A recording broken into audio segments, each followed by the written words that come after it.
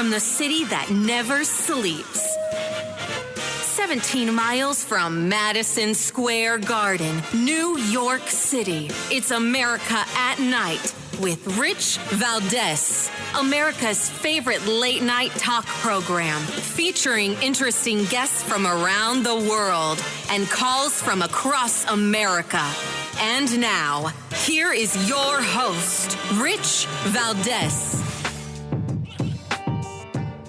Hi there, good evening, and what's up, America? I am Rich Valdez, Valdez with an S, at Rich Valdez on all of the social media. And a very eventful day. Of course, this is the fourth now indictment of Donald Trump, but the first one where a mugshot was released. That's been released online by the president himself, the 45th president of these United States, El Trompito Donaldus Magnus, El Presidente. And I got to tell you, I think there was a bunch of fake ones. I think I even shared a fake one. But the actual image is out there, and they're doing their best. Every side, right? Every side, whether you support them or you don't, they're out there. And I got to tell you, I stand with President Trump here because he stands for the American people. When you look at politicians, you got to ask yourself, who are their lobbyists? Who are their special interests? Who are their donors? And when you look at Trump, he's got some big money donors. But for the most part, it's the American people that are his donors. That's truly his base. And I think this is what is really wreaking havoc inside the Democrat Party, where they're just saying, man, no matter what we do to this guy, he just keeps getting stronger. Now, look, doesn't mean that this is a foregone conclusion that he wins anything, but it means that there's a lot of support for President Trump to become president again. And this scares them. And that's why we see this fourth indictment where he threatens their ability to do what they do, right? In reality, they're charging him with a criminal enterprise. I submit to you folks that our government is a criminal enterprise, at least certain individuals within it. And this is what they fear most. So I want to just present to you an analogy. If you have a problem with an airline ticket, do you call and complain? Do you give him hell? Do you bang on your kitchen table? Do you raise your voice? Of course you do, because there was an injustice that occurred and you feel slighted. So imagine if you're running for president, you're the sitting president, and you feel like there was an injustice and you're slighted. You call the election officials and you do what you got to do. They're saying this is a vast criminal conspiracy, hiring lawyers to come with a legal strategy to help you win your election. This is now not a federal offense, but it's a criminal offense in Georgia. Absolutely crazy. Now, I want to dip in real quick. President Trump is doing his first interview right now with our friend Greg Kelly from Newsmax TV, and I want to dip into it live just for a second. But one of the things is I told people, Newsmax. Did you know that? That was one of my counts. I told people to watch Newsmax. We love it, sir. We love it, Mr. Mr. people to watch Newsmax. Thank you for that. So it's, I hope you don't get charged. You'll probably get charged because I mentioned your name. So, but I think you'll be okay. I think it's a badge of honor, quite frankly, and let's see what happens. Mr. President, the debate last night, I'm sure you caught at least some of it. Did you see a potential vice president on that stage? Did you really see somebody who might be eligible? And overall, what'd you think? Well, first of all, I did an interview with Tucker Carlson, who's a terrific guy. And I don't know if you saw the number of views, but it was a record-setting number. They say it could be close to 300 by the time it finishes. And right now it's up to, I think, 257 million. And it is bigger than the biggest ever interview was Oprah with Michael Jackson. I don't know if you know that, but that's the all-time biggest. And I think we've doubled it up. So something's going on. Our country is dying for a good country again. We're a failing nation. We're a failing country. And they're absolutely, they're looking forward to getting back to what we had. I had the safest borders, the biggest tax cuts. We had everything was doing so well. Our military was great. Russia would have never happened with Ukraine. China would never be thinking about. We had a country that people want to get back to. And that's why we had the numbers. As far as the stage last night, I thought Vivek, as we say, did very well. Actually, his name is Vivek, like cake. but I thought he was very good. I especially liked where I said I was the greatest president in his lifetime and long beyond. That's pretty good. I said, are you sure he's running against me? But I thought he was very good. I wasn't impressed with a lot. I mean, Christie got booed out of the room. He literally should have walked off the stage. That, I've been watching debates for a long time. I've never seen anyone booed like that. Asa, I call him Ada Hutchinson. He shouldn't even be there. He's wasting room. He's wasting space, and he's wasting time. The guy's got like 0.5%, and he doesn't stop. And he's a nasty person. Frankly, he's very nasty. I don't even know him. He says bad things about me. I don't even know him. But I don't think that, I actually like the governor. I respect him a lot. He was great. He endorsed me twice. The governor of North Dakota, who I thought was, I think he's got something very good about him. He's a high-quality person, considered a very high-quality man. You haven't mentioned pretty much. I thought a lot of them were way off base. Sure, DeSantis. He's become less of a factor, but we'd like to play this for you. Listen to this if you don't mind. And I can tell you this, as your president, I will never let the deep state bureaucrats lock you down. You don't take somebody like Fauci and coddle him. You bring Fauci in, you sit him down, and you say, Anthony, you are fired. So I don't know if you could make that out. I think he said the word coddled. He seems to be accusing you of coddling Fauci. So let me tell you about Ron DeSantis, as I call him. Without me, he wouldn't be governor. He was failing desperately. He came to me, begged me for endorsement. I gave him the endorsement, and he went up like a rocket ship. He was failing. He was already out of the campaign. He was being beaten badly by Adam Putnam, who was the agricultural commissioner. And then I had him pass a very hot candidate at the time, a very, very hot candidate at the time in the general election. But he wouldn't have even gotten a nomination. He was down by 35, 40, tremendous amount. And I will tell you that he loved Dr. Fauci. And I'll send you some articles tomorrow. He said, let's not do anything that we don't have the approval of Dr. Fauci. Dr. Fauci, Dr. Fauci. That's all he talked about is Dr. Fauci. This guy forgets history. The other thing with the sanctums is, and you have to remember this, very disloyal guy, because you don't do that when somebody gets you elected. Then you say, yes, I'd be proud to run against him. Oh, that's nice.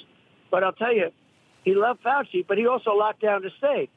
His beaches were locked down. His roads were locked down. His hope, he's trying to pretend that none of this stuff happened. Now, if you look at somebody like McMaster, Henry McMaster from South Carolina, if you look at Kristi Noem of South Dakota, some of the Republicans, they really didn't lock down.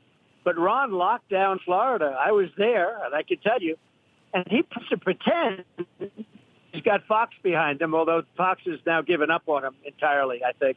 They're trying to find somebody else. They're looking for somebody else. Just like in 2016, they fought me all the way. At the end, they said, oh, we'd love to. First phone call I got was for Murdoch, but the president of China's call first, and then I took other calls, and then I took Rupert. But Rupert's not somebody that he and I don't get along very well. It's very interesting. Go to the World Trade Center. There were going to be a tenant Trade Center, which was like terrible. I'm talking about the new World Trade Center. They were going to move out of Midtown, their building, and I convinced Rupert not to do it. You're making a mistake. Don't do it. Don't do it. It's the wrong look. You have something good.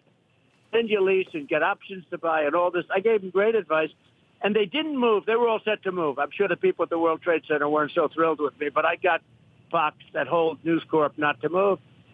I was a big favor. Right now they have a much better location, better building, better everything. I did him big favors, but he's another one that. So I will tell you that I think that the sanctimonious, if you look at his record, you're going to see something that's so different from what people say. As an example, Florida was third in the nation in death. Now, that's a horrible scorecard, but Florida was third in death. He was a big believer in the vaccines. This guy had lines for miles of people getting vaccines. Now he pretends like, you think about vaccines. I mean, he really does. I don't want to call people liars, but if you check his record, it's easy. I will send you stories on He said, I'll do anything without the approval of Dr. Fauci. I mean, I have stories all over the place. And then eventually, when it became not a good thing to say that, all of a sudden he said, Dr. Fauci, Right. Who is that?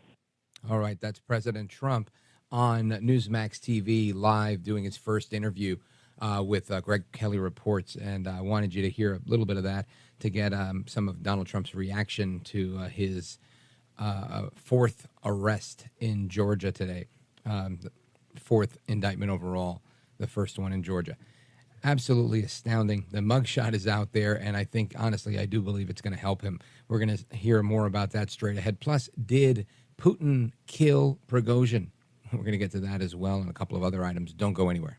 This is America at Night with Rich Valdez.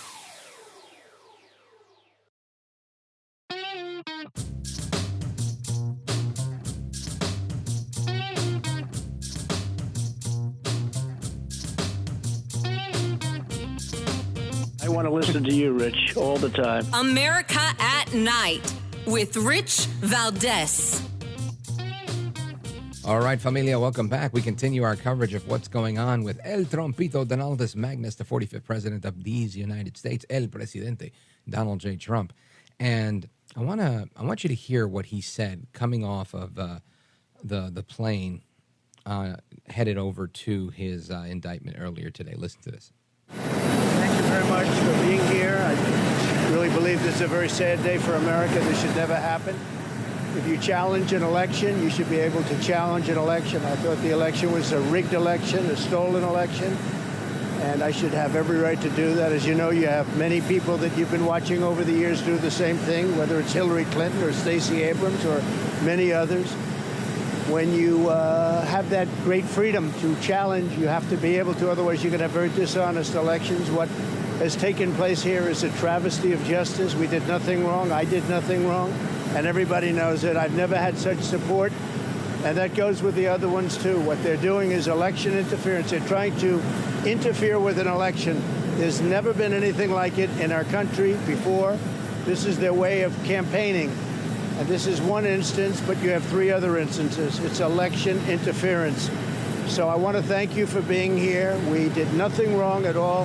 And we have every right, every single right, to challenge an election that we think is dishonest, that we think it's very dishonest.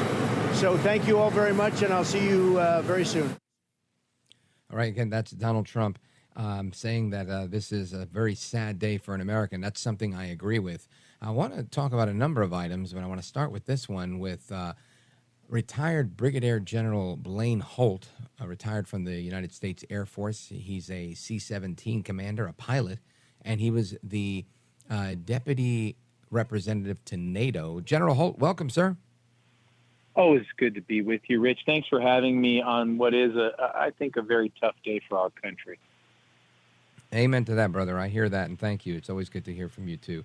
Let me ask you, I see what's going on, and I don't know if it's the mugshot or the severity of the charges and how far they've stretched the truth or the law in order to get to this conclusion. But it seems like this is, I think it's sinking in with a lot of people, people that are apolitical, people that just don't even care about politics. Hearing this, I think some of them are swayed by the media and the left saying, okay, sure, yeah, look, this guy is facing 91 counts of this and that and 400 years in jail, et cetera, et cetera, et cetera.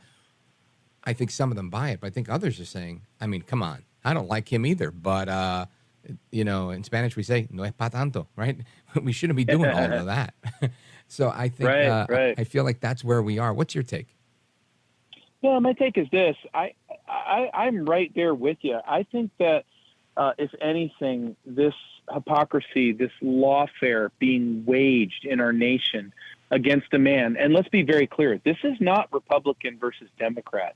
This is an establishment versus an outsider to the political system who tried to clean it up.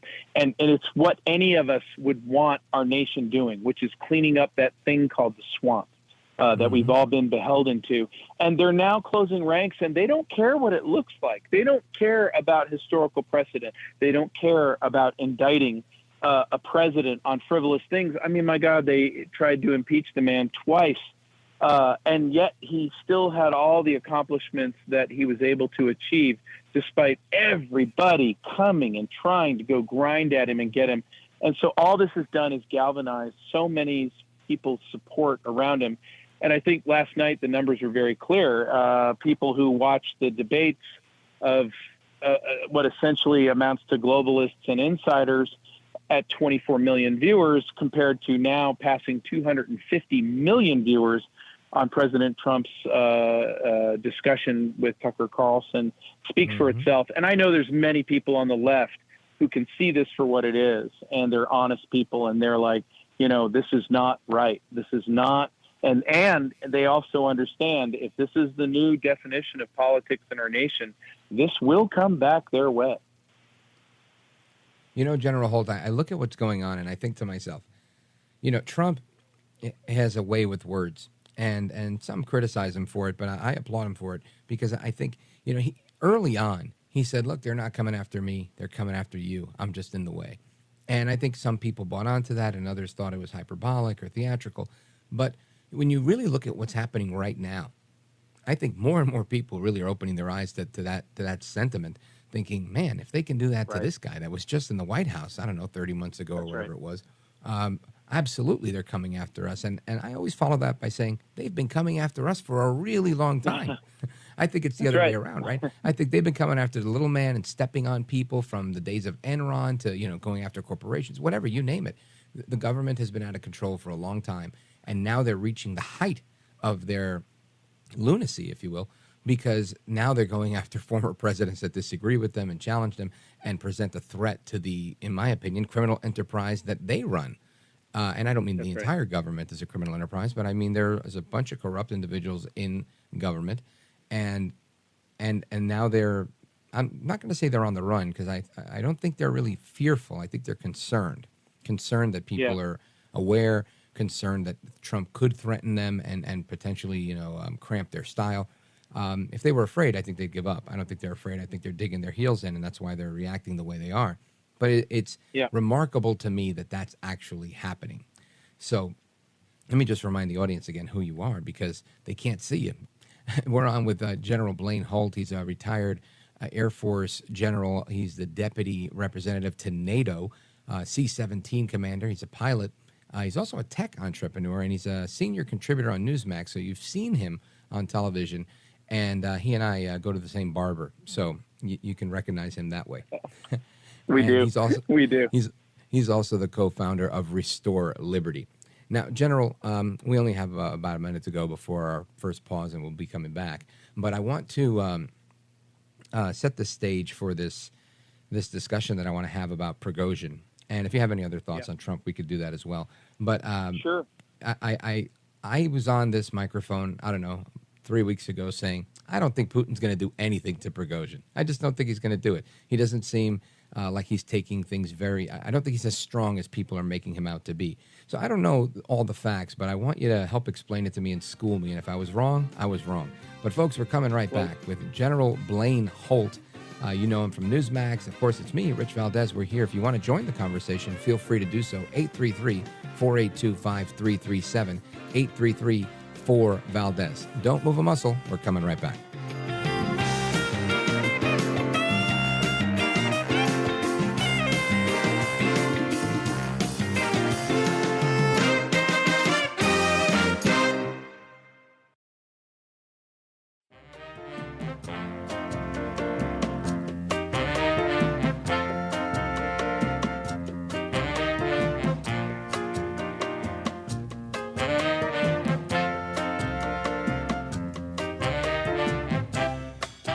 This is America.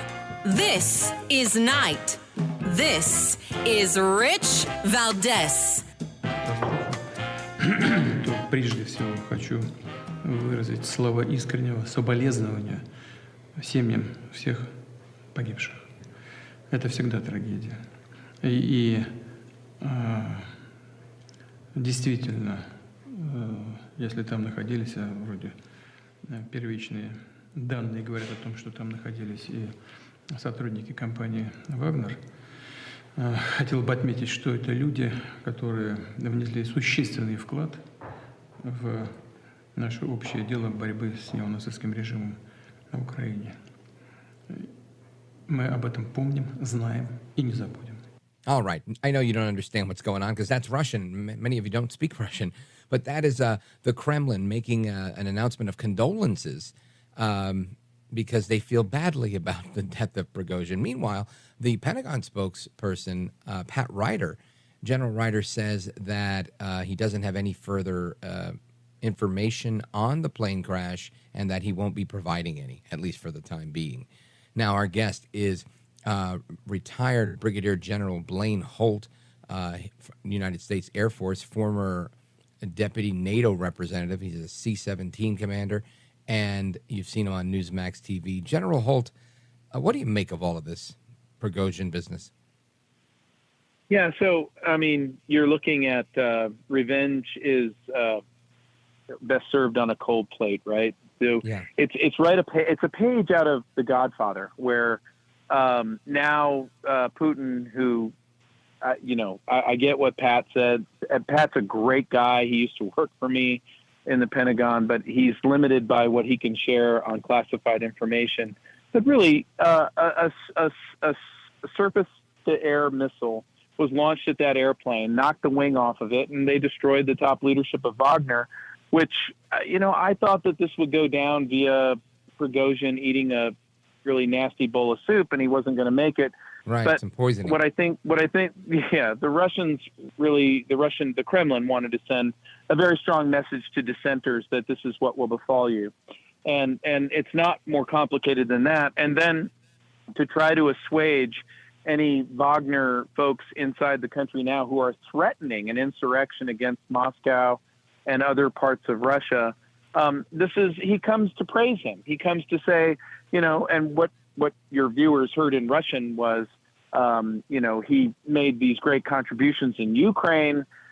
He lived a very difficult life, and he met a terrible fate. And that's how Putin praised him going out the door. But you could have Marlon Brando with a glass of red wine doing the exact same thing as Right. Don Corleone took care of his underlings, and that's what happened here. Yeah, and again, I agreed that if it was going to happen, it was probably going to be some sort of like cyanide poisoning or something that was very Putin-esque. I guess you're right in that, I was wrong. He did come after him.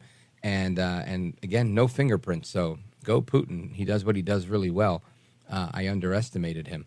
Now, do you think that there is the opportunity or the possibility of a second in command to Prigozhin that just steps right in and keeps Wagner as being this, serious fighting force that they are, or is that the end of them? No, it's not the end of Wagner at all. In fact, they're recruiting folks to join them in a clandestine way in Poland, the UK, Spain, France. Wagner will move on. The second in command and the third and the fourth in command of Wagner all were in that airplane. So there's going to be a fresh set of leaders that are put there. But no one should see this as anything other than an extension of Russian foreign policy, doing the things that their military cannot do, creating the types of strife that we've seen in Africa, and they will continue on. But in this time that we're watching, Belarus has dismantled all the Wagner camps, and Wagner will probably be volume down for a little bit. But this is a very critical night that you and I are talking, because the Ukrainians are launching a massive assault on the Russians on the line. Mm-hmm. We don't know how it's going to go. 83 units of the Ukrainian military are now openly attacking Russian forces. This may be decisive tonight. It could be decisive tomorrow. But the Russians are not dim to that view, and we will see how it comes out. The Ukrainians are up against almost impossible odds, but tonight is the night they've made their move, and we'll just have to see how it pans out. But it did not help the Russians that they now have a Wagner problem that they're managing at the exact same time. Now, I think today also marks the independence of Ukraine. Is that correct? That's exactly right, which makes perfect sense as to why they would actually fire themselves up. And if you remember the great Tennyson poem, Into the Valley of Death Rode the 600, that was all about Crimea back in the day, centuries ago, and that's what, forget what you think about Zelensky or Putin or whatever. Right now on the battlefield, you have very brave Ukrainians doing what they think is best to retake their land, and they're committing everything they have to go after that. Now, I know they've blown up one of Russia's main missile bases in Crimea, and they're on the ground doing what they're doing for the last, 10, 12, 15 hours or whatever it was since I've seen it reported. And like you said, this is going to be a very decisive moment in this conflict that they have. Do you see this swinging the pendulum in Ukraine's direction? Rich, I want to so badly, but the problem is, and I'm a logistician. I ran logistics for the European theater, for the European command. The logistics so far does not add up for the Ukrainians, and they're frankly so short of personnel. They've taken such heavy losses since June 4th when this counteroffensive started. But that doesn't mean in any way, shape, or form that I don't want to see them prevail. It just means that I can tell you the odds are not stacked with them. And politically, you have to also understand that President Zelensky, the F-16s coming in a year are not going to make it for him. Politically, he's under a lot of pressure. He's out of time. And so I think whether we want it or not, we're getting an off-ramp to this war. I know reasonable people would say, look, this is a World War I conflict. We need to get to some sort of agreement. But I think right now we're going to see some decisive things happen on the battlefield that are going to determine what diplomacy, if any, can be achieved in the coming weeks. And it's horrific. And this is, it's unfortunate because this war has been mismanaged from the get-go from Washington. And when we look at a World War I battlefield, you might ask, where's the air power? And that's something I've asked since 23 February 2022. Mm-hmm. Folks, we're on with Brigadier General Blaine Holt, retired United States Air Force. We're going to continue this discussion, plus your calls, 833-482-5337, 833-4-VALDEZ. This is America at Night with Rich Valdez. Call now, 833-4-VALDEZ. That's 833-482-5337. 833-4-VALDEZ. That's Valdez with an S.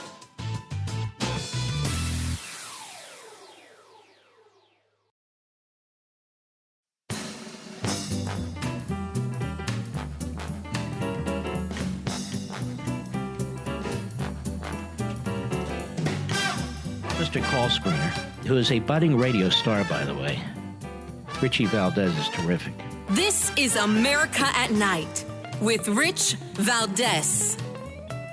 All right, familia, welcome back. We're on with Brigadier General Blaine Holt. You've seen him on Newsmax. He's the former deputy representative to NATO and the founder of Restore Liberty, restore-liberty.org. General Holt, I want to go to America with some questions. Let's go to Frank in Akron, Ohio, WNIR. Frank, go right ahead. You're on with General Holt and Rich Valdez. Thank you, General and Rich. Hey, I think real quick, 30,000 battle-hardened warriors, Russian warriors, is a formidable host. I think Prigozhin was flown out of there, and it was only made to look like he was destroyed on a plane crash. I think him and Putin had a toast in wherever we're at, and he's given a new ID, maybe plastic surgery. And I think they got other plans, and I think their strategy is brilliant, and it's all for show. Thank you, Frank. Now, General, do you believe that there's a lot of people saying Prigozhin wasn't on the plane? This isn't the way that Putin typically does these types of assassinations. What's your reaction to that? Yeah, listen, it's very possible that Prigozhin manifested himself on the airplane, knew there'd be a hit, and they absolutely have no trouble with liquidating 9 other members of that staff to go ahead and effect such a thing. Here's why I don't think that that's so. Prigozhin, if he was valuable, would never be valuable again after this day. Whether he had a disguise or not a disguise, he'd have to live in hiding. He'd never be a problem again in the world. And Putin, in the studies that I've done in Putin over my career, I don't see someone who could not liquidate or cashier. He could do it to a family member if he wanted to. These are folks that absolutely have no compunction about any problems. But I want to refer your listener to one thing that Putin said at the very beginning of the war. He said in his own words, he can forgive anything in this world except betrayal. And he did say publicly that in his view, Prigozhin betrayed him. And so I believe that it would be very hard for me to believe that Prigozhin is alive. And if he is alive, he's not a threat to the world anymore. So with that being said, with Wagner sort of out of the way, with Ukraine moving into Crimea, does this, I guess, does it change much? I know you said they're kind of outmanned and they're not getting F-16s for another year. And before you answer that, I just want to throw in a second part of that, which is, should they get these F-16s sooner, which I don't think is going to happen, but should they get them sooner, who flies these planes? Because most of those guys are trained to fly MiGs. Is it that different? Is it that difficult? School us. Yeah, so flying the F-16, I actually, even though I'm a heavy pilot, the Belgians were kind enough during my staff college years to give me 5 hours in the F-16 MLU. I can tell you firsthand experience, it's not a very difficult airplane to master or fly. It's a very difficult weapon system to employ in combat. It's very complicated. It takes time. You know, we have 8 Ukrainian pilots that are on the tip of the spear. They speak great English. They're going to be ready, and they're going to be ready in about 6 months. But that's not the big problem. The problem about employing the F-16 is that it requires a clean runway, a steady parts supply, command and control on the ground, or command and control in the air. It requires really great intelligence. It requires tons of weapons to be flown under the wings. And so, yes, we can say great F-16, but there's a tail that comes with this thing. That are we willing to put all that together to make this happen? And will it be too little too late? Because we're not even going to see the first one drop the first bomb until April of next year. So my point is I get it, the flash, the propaganda, all of those values. But if we were really serious about giving the Ukrainians formidable air power, well, then why didn't we throw A-10s on the table day one, night one?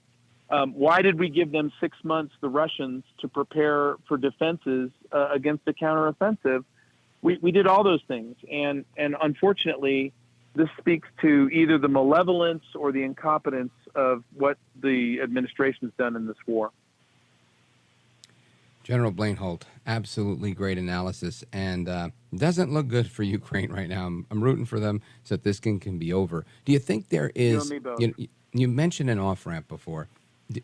How would that look? Do you think Biden finally steps up and says, all right, guys, let's come to the table. Let's put an end to the bloodshed. Or will it take a new president to do that, which is, again, a year away? No, I don't think this administration has any choice whatsoever. There's not enough time. Ukraine is clearly in trouble militarily, and I think what needs to happen now, regardless of what has happened in the past, we're going to have to get to a place called diplomacy. We should have been there before. We should have deterred this war. But we are where we are right now. And where we are right now is it's in the world's best interest to have a nuclear power and the West sit down and decide, how do we get this thing to complete? And what we will have to understand is that we've got to walk in with no preconditions. And we're going to have to understand that the Russians have interests here too. So all these machinations you've seen over the last 6 months about, well, all the Russians have to leave and then we can talk. And all Ukraine has to make these assurances and then we can talk. We just need to sit down and talk. What we need to do is, I'm with President Trump on this. We've got to stop the killing. We've got to stop the bloodshed. There are people dying in vain. There are women being raped in vain. There are kids being abducted. The horrors of war are not being reported here. And and there are well over 500,000 people that are now perished in this thing in a country in ruins. And we don't have a way out. We've got to go find a way out right now. General, in the final minute that we have, I want you to tell everybody about your work with Restore Liberty and how they could learn more about you and your group. Thank you so much. So restore-liberty.org. We are not blue or red or Dem or Republican. We are stand up for the Constitution and our civil liberties, and we educate and we get active in our nation on employing and raising up our Constitution. And then your listeners can always find me at Newsmax, and they can find me at this wonderful place I call the Irascible Disruptor, and that's my little blog site on the Newsmax website. And I'll have a piece coming out tomorrow about this horrific thing called World War III. And do you really want this national security team leading us into that, or leading that, or managing that, if in fact we do have to face that? And so I really just appreciate all of my time on your show, and I love your audience. Thank you, brother. I appreciate you. Folks, that's General Blaine Holt, senior Newsmax contributor. Check him out there. Go to his website, restore-liberty.org, restore-liberty.org. And you could find him on Twitter at The Irascible and the rest of the social media. General, you're a gentleman, a scholar, and a patriot, and I appreciate you. Godspeed. Thank you, brother. Thank you. Till next time. Yes, sir. Folks, we're going to continue with your calls and more straight ahead. Don't move a muscle. This is America at Night with Rich Valdez.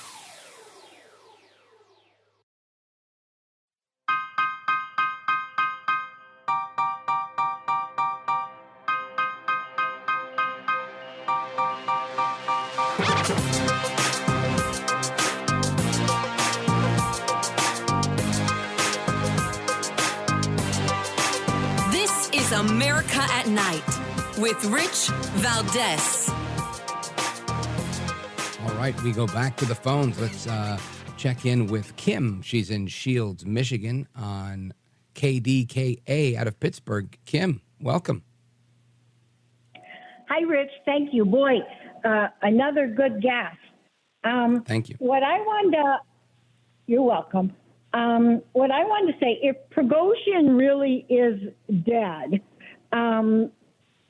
Putin is more of a Novichok in the underpants kind of guy. He likes to poison, and like the professor and his daughter in England, he had them sprinkle neurotoxins on their doorknobs and stuff, and that's how he killed them or almost killed them. But a surface-to-air missile is not so personal.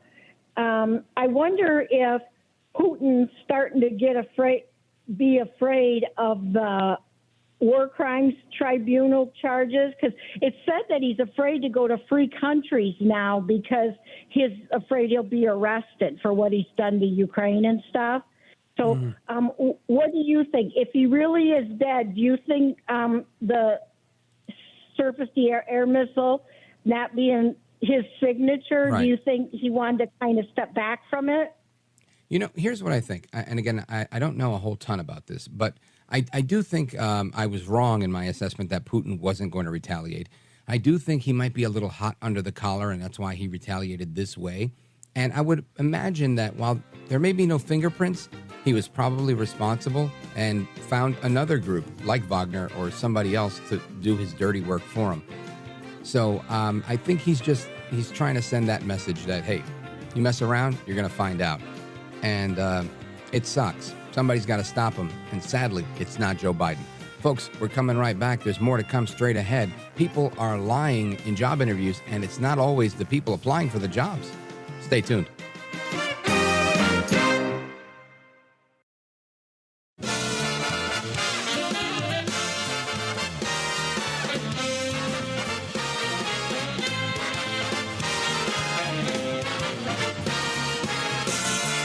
Live from the city that never sleeps. 17 miles from Madison Square Garden, New York City. It's America at Night with Rich Valdez, America's favorite late-night talk program, featuring interesting guests from around the world and calls from across America. And now, here is your host, Rich Valdez. Hi there, good evening, and what's up, America? I am Rich Valdez, Valdez with an S, at Rich Valdez on all of the social media. And lots to discuss tonight. Of course, the fourth indictment of former President Trump, this one in Georgia, with a mugshot released. It's breaking the internet. It's all over the place. Trump released the mugshot himself on Twitter with the note, "Election interference. Never surrender. DonaldJTrump.com." Simple message. He's not going anywhere. He gave them the death look, the death stare, and it's going to. I feel like it's just going to help him to galvanize more votes in this primary. But we'll see how that plays out. I've been wrong before. Let's just see what happens. There's other news as well. We have some employers are now lying to people that are applying for jobs. We're going to get to that in a little bit. I also want to talk about the mystery behind so many people just dropping dead.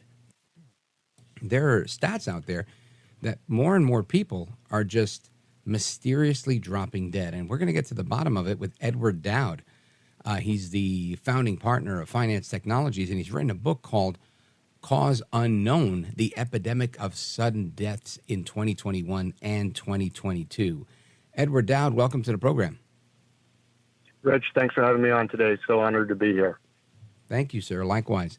So I think this is an interesting topic because I know a lot of people are interested in it.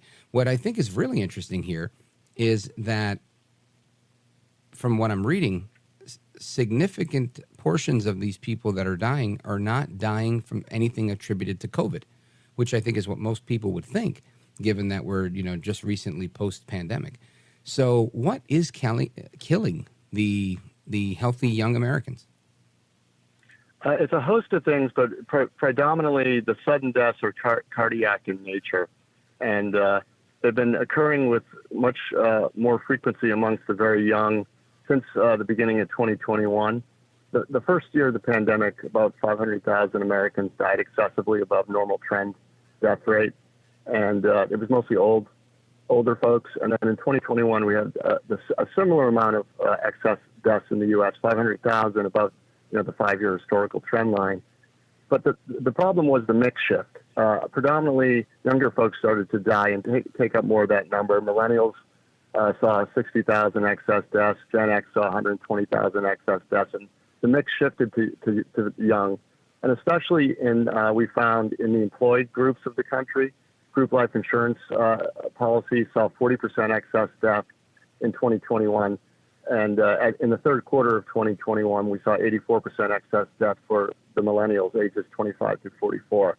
And we also found disability stats that suggested the same. We added 3.2 million disabled Americans very quickly in an 18-month period from a 4-year average of around 30. And half of those people were employed. So something happened in 2021 and 22 that seems to be affecting younger age, working age folks that are mostly employed for the most part. So when people pick up a copy of your book, Cause Unknown, the Epidemic of Sudden Deaths in 2021 and 2022, do they get a conclusion of what may have happened in those years that wasn't the pandemic that would be causing such a record number of deaths? Well, so I'm a Wall Street professional, and, I picked stocks for a career. Most notably, I worked at BlackRock for 10 years, managed a $14 billion fund. And, we'd always come up with an investment thesis, and our job is to predict the future earnings, revenue streams. So my thesis around what's going on is the only thing that really changed in my mind universally was mandates and vaccines. Now, that's a thesis, hasn't been 100% proven. A lot of evidence to suggest that. What's interesting is I'm open to other suggestions what might be causing it. I really haven't heard any good explanations, number one. And number two, the numbers now, especially going into 2023, are worse than they were during the pandemic. So we have pandemic-like numbers in terms of excess deaths, disabilities and now injuries, and injuries appear in terms of chronic illness. And no one wants to talk about it or really make it a national news story. So in my book, I offered that as a thesis, and then I conclude and say, look, regardless of whether you agree with me or not, the data that I see, the health authorities and the global government see, but there seems to be a cover-up at the moment. And that was my thinking, too. I wasn't really thinking about the comorbidities or the just underlying disease. But I thought if we had COVID and we fought it aggressively with vaccines, and there have been many vaccines that have caused vaccine injury, not just the COVID vaccine. I know some people who've had a flu vaccine and had facial paralysis as a result of it or other things. But there were some trends and themes that we saw, recurring themes, with the COVID vaccines. So if we tug on that thread, what was some of the evidence that you saw that suggested that vaccine injuries might be playing a part in the sudden cardiac arrest of many young, healthy Americans?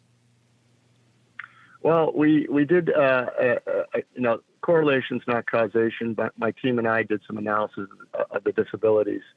And of the 3.2 million that were added in between February of 21 and November of 22, 1.7 million of them were employed. So one thing you need to understand about the employed is they're generally much healthier than the general U.S. population because of the very nature of being able to go to work, willing to work, and able to work. And their disability rate upticked 36% in that time period versus the general U.S. population of 9%. And there was a category called not in labor force that basically had the best health outcome, only 4% uptick in disabilities. And we suspect those were the people that either quit. The not in labor force are those who are willing to work and able to work, but in between jobs. We suspect those are the people who either quit because they didn't want to take the vaccine and or were fired for refusal to take it.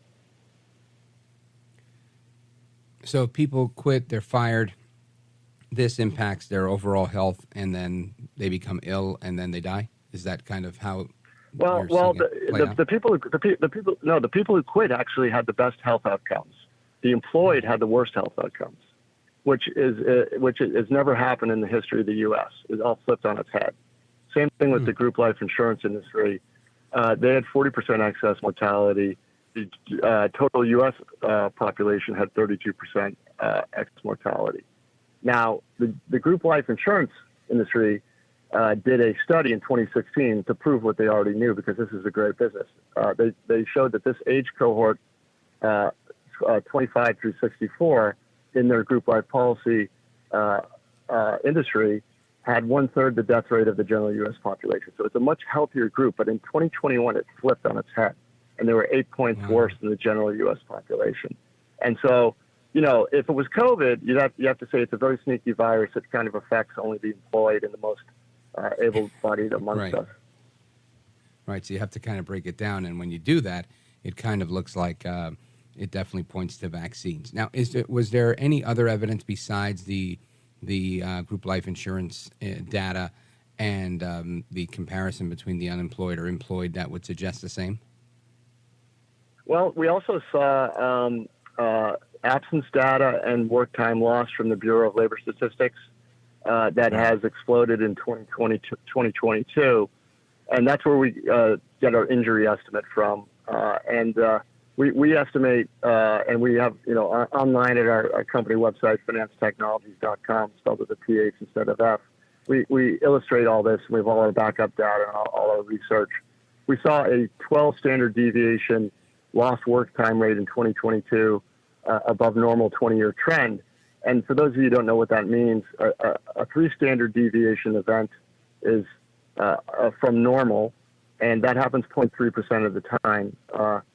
12 to 15 is off the charts. It's a black swan event. So people are calling in sick, missing work, and it's affecting the labor force, and you see a lot of help wanted signs around these days.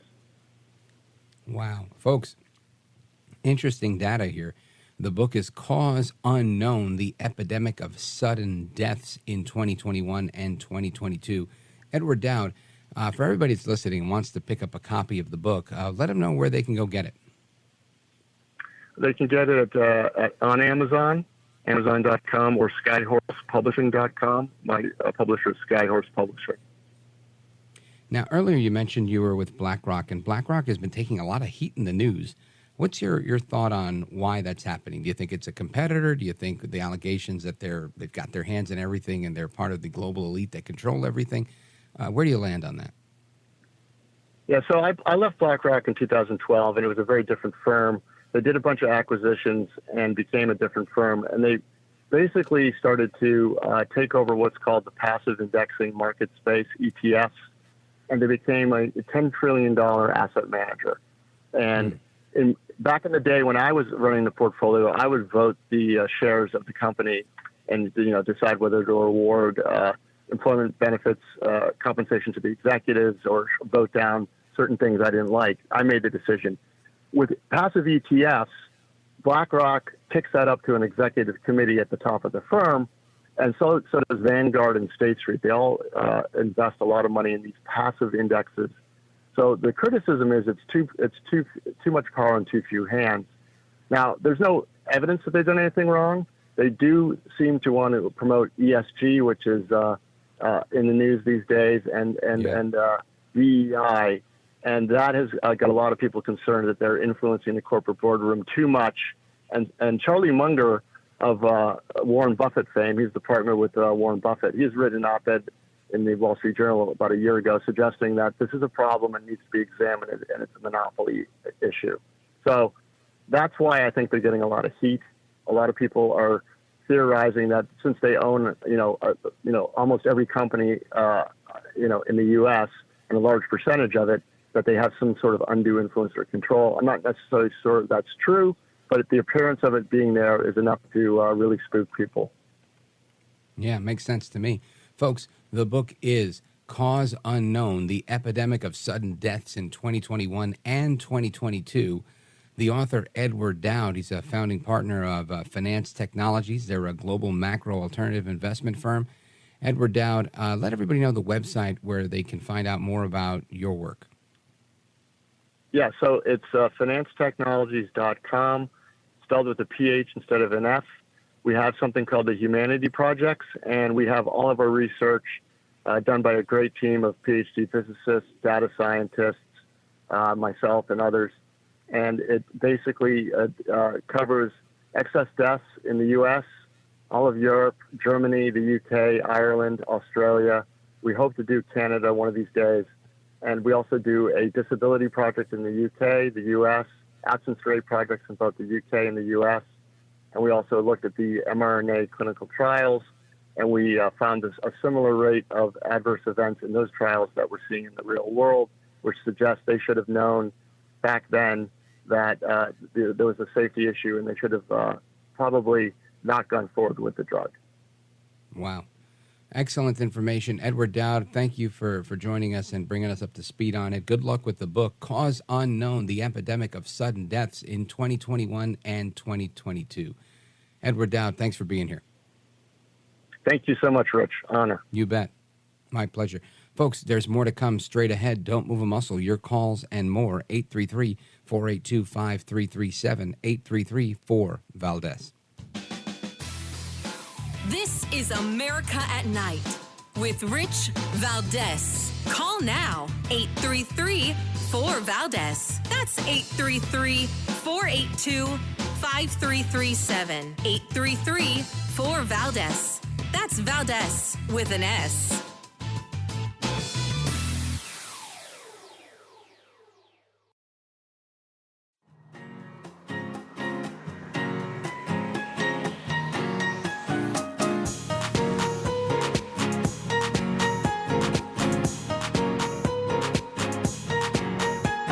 So glad to be on your show, Rich. It's just an amazing broadcast that I hope the rest of America listens to every day.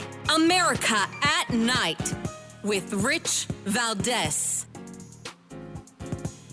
All right, America, welcome back. And your phone calls at 833-482-5337, 833-4-VALDEZ.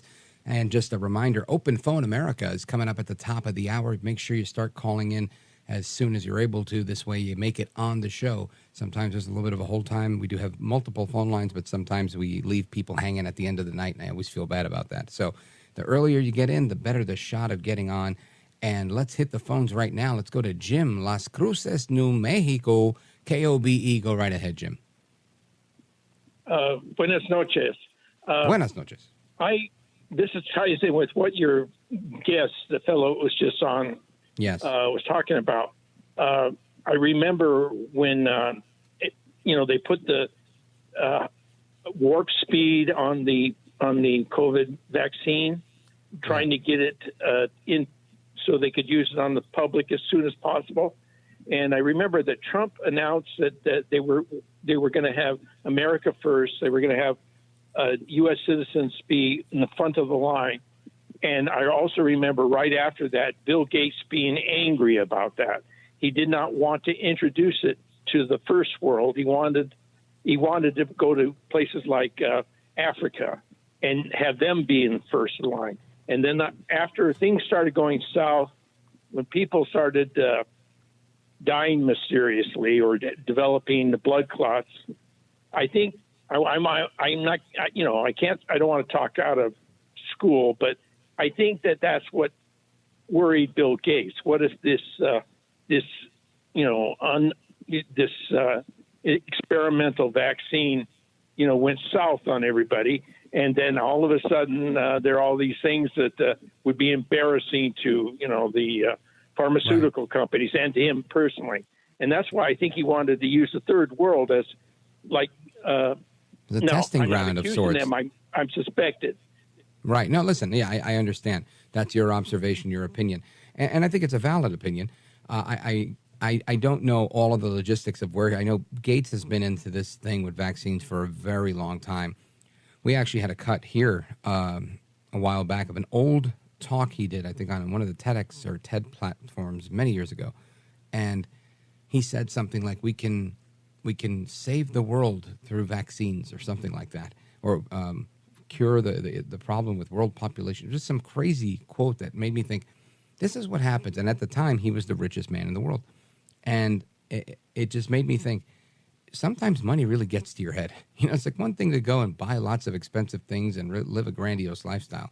But what happened with just doing the right thing? And I think that he's off his rocker in trying to engineer the world a certain way. And there are people that get these God complexes that feel like they can fix every ill, and part of fixing every ill is, putting people out of their misery sometimes. So it wouldn't shock me or surprise me to go to an underrepresented population in a country or even a nation or continent, a part of the world that's not in the West, where we have such robust media coverage and free speech, and we're at the forefront of just about everything. So it makes sense to me of why they'd want to do that. And I have to say, when it comes to Bill Gates, I just think he's a strange guy. He's an odd guy. I'd love to have him on the show and ask him these questions. I doubt he'll accept the invitation. But, Jim, thank you for the call. I appreciate it. The music means they're kicking us out.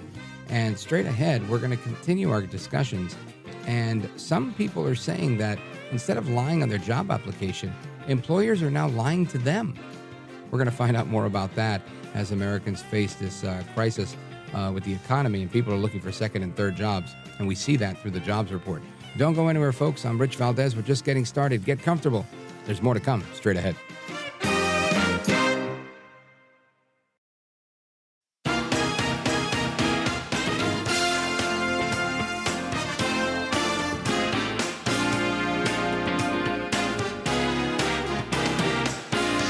He's brown, he's bald, and he's breaking it down. It's America at Night with Rich Valdez. All right, familia, welcome back. And listen to this. T-Mobile is cutting, 7% of its employees, or 5,000 jobs. 5,000 people are going to lose a job at T-Mobile. Meanwhile, you've got Subway Sandwich, the sandwich chain. They've just been sold. And what's more, film and television studios are posting artificial intelligence jobs with salaries that are up to $1 million a year. So clearly, people are losing their jobs, and there's going to be jobs that are going to become available, that people are going to be fighting for. And it sounds to me like there might be more people than jobs, but that remains to be seen. The issue is here, what happens once you get to the interview?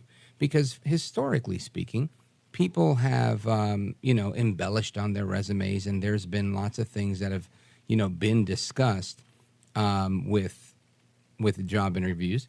But there's some reporting out there that's saying that employers are now the ones doing the lying or doing some of the trickery in the interview process. So I want to get to the bottom of all of this with our guest, Julie Bauke. She's the founder and chief career strategist with the Bauke Group, and she wrote the book, Stop Peeing on Your Shoes, Avoiding the 7 Mistakes That Screw Up Your Job Search. And I want to welcome Julie Bauke. Welcome. Thank you. Always a pleasure. So something we were talking about here was the idea of these little white lies that are involved in the interview process. And they're not just coming from one side, they come from both sides. Let's talk a little bit about that and what some of these crazy off-the-wall job interview questions even look like. The entire interview process is really kind of two sides trying to put their best foot forward. And what happens when we do that is we tend to embellish. We tend to make things a little better than they were.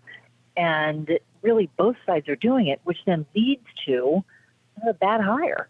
And so when you haven't really been honest with each other on what you want, what you're looking for, what you bring to the table, and then you start day one on a job, you're really starting on a false note. And so it's really no surprise that people get in jobs and say, whoa, this really isn't what you told me it was. And then employers say, well, wait a minute, you don't exactly have the level of skill in this that you told me you did. And so there's just a little bit of a miss on both sides. And it just leads to a lot of frustration, a lot of disappointment, and it just gets everything off. If you think about a marriage, if you started a marriage off like that, you'd end up in the same place. Both sides would be disappointed and feeling disillusioned. Yeah. Now, there's something in the prep sheet that I have. It says, which one of the 7 dwarfs would you be with regard to these questions? And I'm hoping to get through that with you because I think it's interesting with some of these crazy stories that were mentioned in the Wall Street Journal piece on human resources asking quirky questions to job applicants. If you don't mind, talk to us a little bit about these questions. Yeah. It's funny. I've been around long enough in the human resources field and now in the career management field for a long time that what's old is new again. And so back when I was in HR, at the beginning of my career, we always had managers who wanted to ask questions that were really irrelevant to what was required in the job. And so reaching back in my memory, I remember when I would have managers say, well, I like to ask them what their relationship was like with their father, because that tells me how they feel about authority figures. I'm like, it doesn't tell you anything of the sort. That's not, so these, I think managers, interviewers like to play amateur psychologists because what they're trying to do at the very bottom line here is they're trying to make a good hire and they don't know how to do it. And they might be okay at discerning whether you have the skills to do the job, but the piece that they're always trying to get at is, are you going to be a good hire? Are you going to fit in here? Are you going to be successful here in our culture? And those types of things are so hard to figure out in an interview process.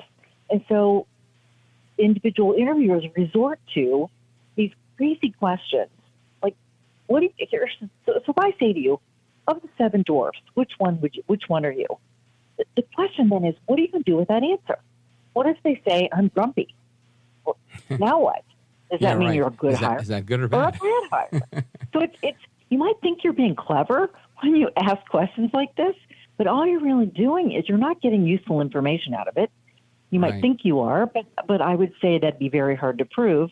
And you probably are potentially also opening yourself up for, a bias, discrimination, a lawsuit, because it doesn't tick and tie to how well you're going to do the job. There's no data behind it.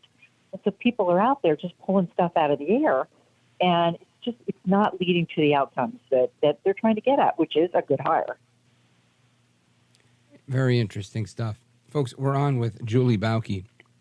And Julie, there's so many Americans out there that are, you know, in a unique position, right? Despite whatever we hear from the government, whether it's the jobs report or economic data that comes out, there are real people in real life, right? And this program has a lot of listeners. And the ones that call in share things, but there's also a bunch that leave me notes on social media and they send me direct messages. And I know of a listener, HR administrator, 2 master's degrees, does a phenomenal job in her field, was at a company for a long time, and isn't there anymore. And has had a lot of trouble landing in a new place because demand isn't the same, because people are downsizing like crazy. So one thinks, well, HR people would be ideal in that moment because, you know, when you're firing people, you need HR people. But this person's role was specifically a benefits administrator. And it's just, and this is just one story of many Americans that are out there. But how do you advise someone that's, you know, trying to get back into their field, how to leave the field to maintain a position that would help them maintain their lifestyle, but wants to get back into their field? What say you? So, you know, one of the things we are not good at as human beings is thinking about ourselves creatively, is seeing outside of the box that we have ourselves in. So when I hear about somebody who's a benefits administrator, I say to myself, all right, this person knows benefits, and they're probably good at kind of sort of the administration part of things, the details. So if you could work as a benefits administrator inside a human resources department, working in benefits administration for your employee group, but also your knowledge of benefits. There are so many benefits providers out there who are brokers who would really love to have somebody who understands the ins and outs of benefits because it's complex.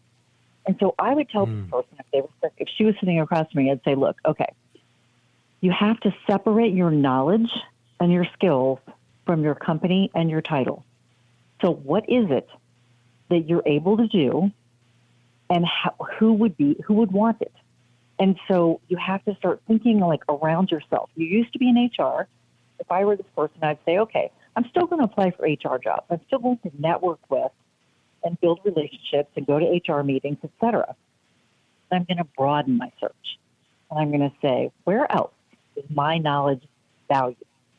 How can I pivot, still use what I know, but do it maybe in a different way, in a different place? And it's so hard. We get so stuck in how we see ourselves. And that's where, when you ask people why they stayed for years in jobs that made them miserable, they will say things like, first is fear. And they're afraid sometimes, or a lot of times, to make a change. But fear is still part of this. But one of the biggest things I hear is, I didn't know what else I could do. In other words, I felt stuck. And that's where we have blind spots. And this is why, you know, and so what I tell people is, if you feel like you're stuck, go talk to the people who think highly of you professionally and get their input on what they think you're good at. And get, you know, a team of people around you, get a coach who can help you see your possibilities. Because if you're saying, I'm a benefits administrator, that's all I've ever known how to do, and there's no demand, I'm not saying there isn't, but in this example, let's say there is a waning demand of benefits administrators inside of companies. You have to broaden your thinking, because if it's a shrinking pool of jobs, it's going to take you longer. So where else could you work? Who else could you work with who would value who you are and what you bring to the table? And that's what we have to be doing with ourselves at all times. Careers now are a constant reinvention. Julie Bauke, stick with us. I want to continue with this other piece that I saw here, where the discussion is on little white lies and managers revealing fibs that they're telling during the hiring process. Kind of like the crazy Seven Dwarf stories, but with a little different twist on it. Folks, Julie Bauke is our guest. She is fantastic at what she's doing, obviously, and the founder and chief career strategist with the Bauke Group. And she's also written the book, Stop Peeing on Your Shoes, Avoid the 7 Mistakes That Screw Up Your Job Search. We're coming right back with Julie Bauke. Don't go anywhere. This is America at Night with Rich Valdez. Call now, 833-4-VALDEZ. That's 833-482-5337. 833-4-VALDEZ. That's Valdez with an S.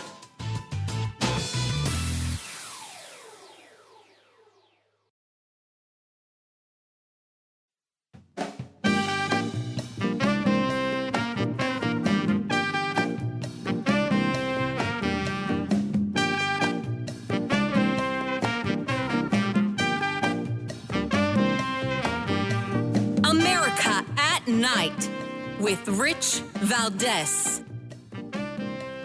All right, familia, welcome back. Now, there's a lot of reports on the jobs, and, Biden will tell you they're up. Everybody else will tell you they're down. Just check your pocket and see if you're making more money now than you were before. I think something like 72% of Americans in a poll that's been out since April, they believe that America's headed in the wrong direction. And most of it's focused on the economy and really themselves, right? Their outlook on, are they better today than they were 4 years ago? And jobs play such an important role. And as people are out there looking for work, trying to improve their situation, they are faced with the hiring process, which is a daunting process. Listen, I got to tell you, I looked for radio jobs in the past, and they're not easy to come by, number one. And number two, when you're out there looking for a radio job, it took me a whole revamping of my LinkedIn page to make it all radio all the time, because I had some experience working as an administrator in higher education and in government, state government. And I needed to put the emphasis on radio. But the point I'm saying is it's so difficult, kind of like Julie Bauke, our guest, just mentioned. People have a blind spot, and they just don't know what they don't know. So it's important to, I think, have these types of conversations to kind of bring that to the forefront. But listen to this. A new survey of 1,000 managers and business leaders by ResumeBuilder.com found 36% of hiring managers say they lie to candidates during the hiring process. You would have thought it's the exact opposite, right? That it's the candidates that are lying. But no, of that group, 75% said they lie during the interview, 52% reported they lie in the job description, and 24% they lie in the offer letter. Wow. Julie Bauke, what say you? Gosh. Oh, where to begin? We could take this topic of today's workplace and we could do a marathon for 48 hours on this and never run out of topic. Let me give a little background before I get to that question. The unemployment rate is still at about 3.5%. And so there's a lot of information here that doesn't seem to correlate. So the unemployment rate is still pretty low. And employers will still tell you they're having a hard time finding people that have the skills they need. So there's a very significant skills mismatch between what employers are looking for and what job seekers have. And so it's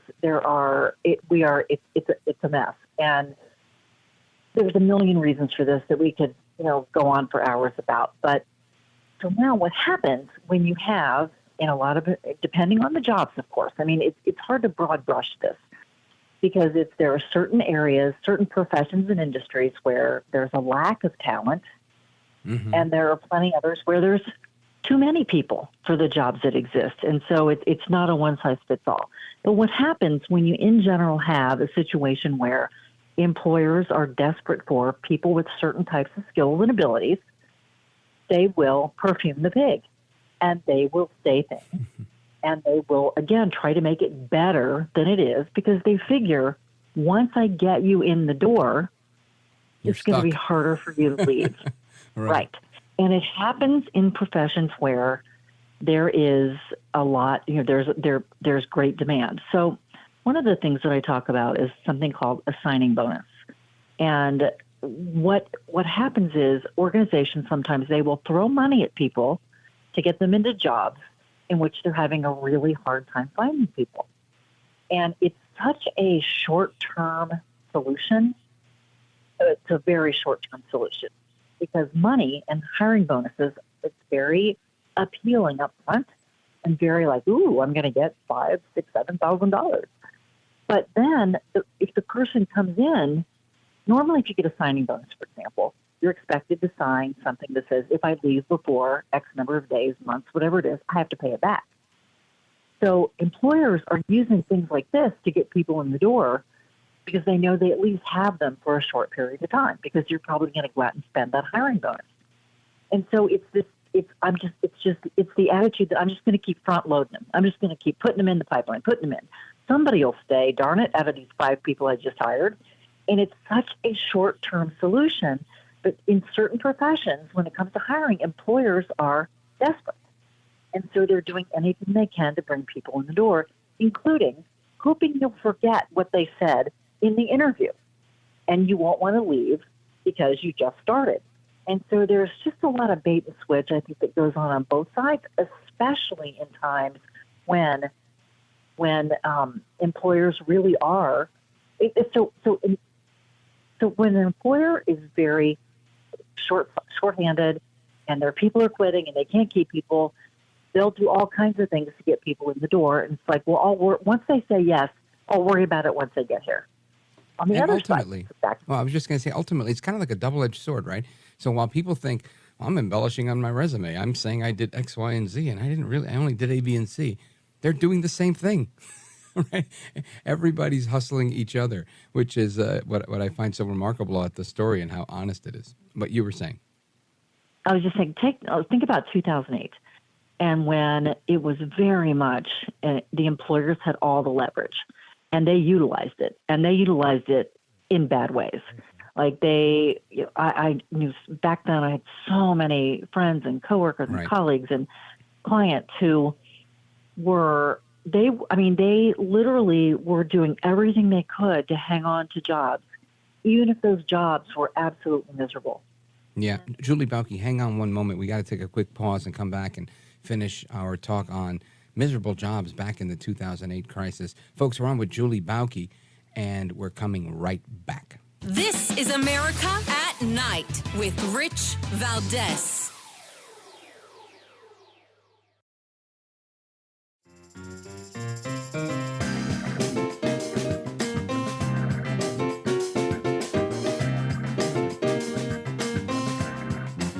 Call now, 833-4-VALDEZ. That's 833-482-5337. 833-4-VALDEZ. That's Valdez with an S. All right, America, welcome back. We're on with Julie Bauke. She's the founder and chief career strategist at the Bauke Group and author of the book, Stop Peeing on Your Shoes, Avoiding the 7 Mistakes That Screw Up Your Job Search. Julie Bauke, I want you to quickly wrap up that really interesting story you were telling us about the advice you were giving your friends during the 2008 financial collapse. Well, what was going on during 2008 is employers had all the leverage. And so they were wielding that in not a great way. Like, oh, you don't like it? You don't like the way you're being treated? Go ahead and leave. I have 8 people in line to take your place. Right. And so the pendulum was very much in the employer's court back in 2008. Today, we have we have different numbers in the workforce. We have people retiring quickly, quicker than ever. We have Gen Z who has a completely different attitude about work. And so we've got kind of a big cesspool here of stuff going on in the workplace, and it's got to work itself out. But what is always true is basic econ 101, supply and demand. If you have AI skills and experience, you will get that $900,000 a year job. If what you're doing is not in demand anymore, you will not. And so it is up to you and you alone to manage your career and make sure you keep your skills sharp. Folks, that's Julie Bauke. She's founder of the Bauke Group. Check out her website, thebaukegroup.com. That's BAUKE group.com, thebaukegroup.com. Julie Bauke, thank you. Thank you. You bet. Folks, Open Phone America is coming up next. Pull up a chair, get on the phone, get online, because we're going to tear it up in, 3 or 4 or 6 minutes.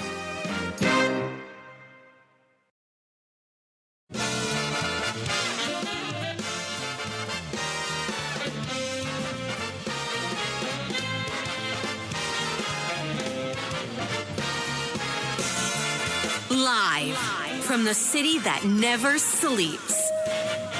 17 miles from Madison Square Garden, New York City. It's America at Night with Rich Valdez. America's favorite late-night talk program, featuring interesting guests from around the world and calls from across America. And now, here is your host, Rich Valdez. Hi there, good evening, and what's up, America? I am Rich Valdez, Valdez with an S, your liberty-loving Latino amigo at Rich Valdez on all of the social media. And, of course, the big story of the day is Donald Trump was indicted in Georgia, his fourth indictment, and this one released a mugshot. Now, the mugshot, there's been so many mugshots working their way on the internet. I shared one earlier, and I was going to caption it. The mugshot is as fake and phony and fraudulent as the indictment itself. But instead, I captioned it, I'm standing with El Trompito Donaldus Magnus, the 45th president of these United States, El Presidente, Donald J. Trump. And boy, did he come out swinging. He walked in there with a degree of cachet and class, in my opinion, that was resolute. He was just resolute. You know, again, portraying the I guess the courage that you would want somebody that leads your country to have going into this witch hunt, if you will. And we played the audio on that earlier. We also caught a little bit of the live interview that he did with Newsmax about 2 hours after the indictment. And he did the first interview with Newsmax TV with Greg Kelly, who's been on this program. He's a great broadcaster and former colleague of mine at WABC in New York City. And I can tell you that Trump was jovial. He was cheery for the most part. And Greg Kelly asked him, what was your day like today? And Trump walked us through it. And I want you to listen to this. The fourth time you were in custody today. It's totally absurd, in my opinion. But what was it like? How did they treat you? What was the experience like today in jail? Terrible experience. I came in, I was treated very nicely, but it is what it is. I took a mugshot, which I never heard the words mugshot. Didn't teach me that at the Wharton School of Finance. And I have to go through a process. It's election interference. You know that better than anybody. You cover it so well. You just did a fantastic job, I have to tell you, for the listener. Fantastic job, Greg. But it's a very sad experience, and it's a very sad day for our country. This is a weaponized Justice Department, and all of these indictments and cases, I have a couple of cases, they're not indictments, they're just cases where you have these left lawyers suing on like a woman that I never saw before, other than that she took a picnic 25 years ago on a line, on a contributors line or something, or charity line.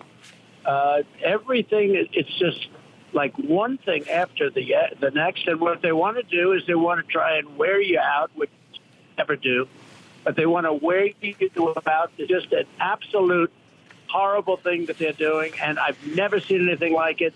This is third world country. And I really believe they're getting hit by it. You know, there were tremendous crowds in Atlanta, and they were so friendly. So friendly, but this is a radical left district attorney, as we have in New York and as we have in all the other places, whether it's district attorney or AGs. We have that in New York. They're going after all for nothing. I mean, the AG case, they have no case against me at all. They do it to try and get elected, but they also do it in coordination with the Department of Injustice in Washington. Terrible thing. It is a terrible thing indeed. And it's not because they're doing something bad to a guy that I like. That has nothing to do with it. This is about people that wield power, right? The people that are in office using their political might to go after someone, to slow down an election, to slow down this primary, to tarnish a man, to destroy a man, to try to imprison a man with these ridiculous charges. Look, all I could say is this. If you're an outsider looking in and you don't like Trump, this isn't about Trump, but if you don't like him and you think, oh, good for him, you know, he deserves it, all the things he did, stop and ask yourself, why is it that he's not being charged with any of the things the media says he's done, but instead he's being charged with like criminal conspiracy with the RICO Act that they've modified at the state level, saying that he ran a criminal enterprise to overturn an election when clearly, to me, it's clear he's within his rights. I mean, I can't get the gist of that through my head. We've seen it before. We've seen Al Gore with the hanging chads. We've seen Stacey Abrams, who still to this day says she won't concede. She hasn't conceded. There's so many people. Hillary Clinton, who said it was a stolen election, and then went on to say he's an illegitimate president. And they claimed he was illegitimate. They did the same thing to George W. Bush. And it seems like when the Democrats say that the election was not accurate, the election was stolen, there was no lawsuits, there was no indictments, there was no anything. But now all of a sudden, we're trying to put a man in jail, not once, twice, thrice, but 4 times. 4 times he's been indicted on all sorts of silly things. The fact that he made a $130,000 payment to his attorney, and his attorney in turn used that money to pay an adult film star that was saying that he had had an affair or whatever the case was, and then she admits under oath that did not happen, that she'd never had any relations with him like that. But yet, Stormy Daniels, her admission, none of that mattered, right? That didn't make any big headlines. What mattered was that he paid his lawyer, and they claim, the prosecutors, that this was an expense related to his campaign, not a legal expense. And therefore, he was trying to fudge the documents and hide it as an expense. Meanwhile, he's a married man. So it's not a political import to try and quiet this situation. It's a settlement or an NDA payment or whatever, what have you, because he's a mogul, he's a celebrity, and he's a married one. And who wants that type of noise out there, especially if all it's going to cost you is $130K and you're worth $3 or $4 billion? People do that stuff all the time. This is why people sue their jobs when they get wrongful termination or whatever. They never win those cases. The employers just say, you know what, rather than go to court for 3, 4, 5 years and see what happens in a trial, let's just offer them some money to go away. This happens all the time. And again, I know I'm preaching to the choir, but I just think this is just so absurd. The basis of these indictments are absurd, and yet there's still people that are buying this stuff. Anyway, I want to get to your calls. I see we've got calls from, Oregon, Georgia, Maryland, and North Carolina lining up, and a couple of more lines are flashing right now. So we're going to get to that straight ahead. I want to give you the number, 833-482-5337, 833-4-VALDEZ. This is America at Night with Rich Valdez. Call now, 833-4-VALDEZ. That's 833-482-5337. 833-4-VALDEZ. That's Valdez with an S.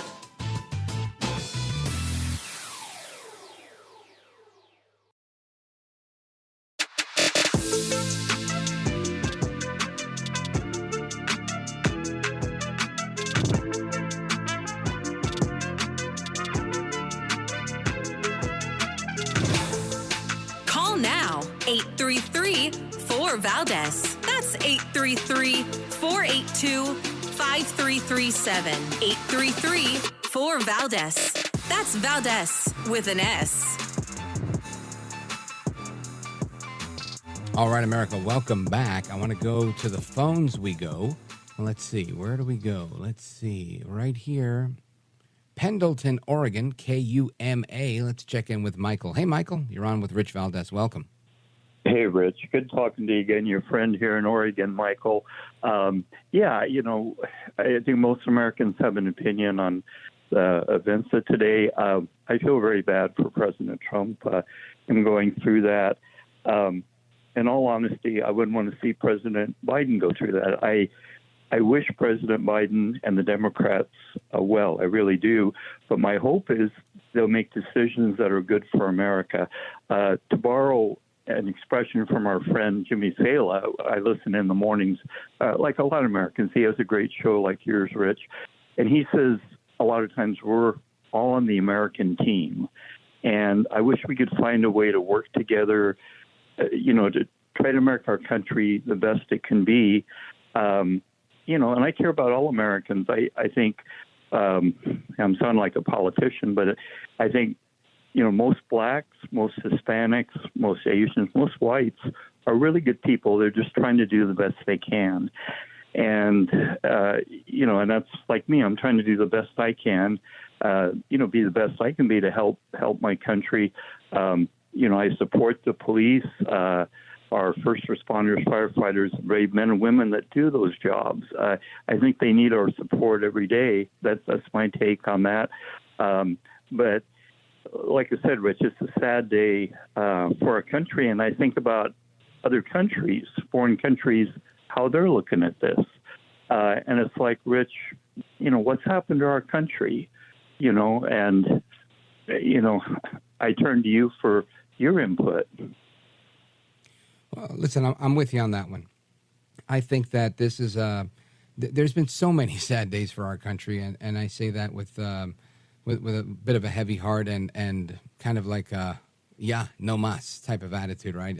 It's easy to want to give up when you're kind of getting beaten down by this stuff, because again, ultimately, I mean, there are people that are never going to come your way, right? There are people that are never going to agree with you, and I think that's okay. It's okay to have disagreement. What's not okay is to pervert the system to get your own results. You can use the system to get your results the way the system needs to be used, even if you can find like a loophole in the system, like with the tax laws and whatnot. I think it is what it is, right? I have a buddy who's a plumber. He's always done well, but he had a phenomenally good year last year because he got a new contract with a new client, and his accountant told him, "You're going to get smashed in taxes if you don't make another $100,000 or $150,000 expense for your business that we could write off." And again, nothing illegal about that. It's just being smart. So he went out and bought a very expensive car, like a SUV type of car, and that he uses for his business, and he was able to save some money on his tax bill. Now, for someone to come and say, you're skirting the law, you're not paying taxes, no, it's not true. He's paying his taxes. He's just using the regulations the way they work and making them work for him. And I think that's smart. What I don't think is smart, wise, or proper is to use the government to weaponize the legal system, to weaponize the Department of Justice, the FBI, the Department of Homeland Security, to say that parents that are attending school board meetings are violent domestic extremists, and that you need to have DHS, Department of Homeland Security officials following moms that were complaining at school board meetings because they didn't like a particular aspect of the curriculum, to have FBI informants embedded in churches because they call them radical traditional Catholics that are attending Latin Mass.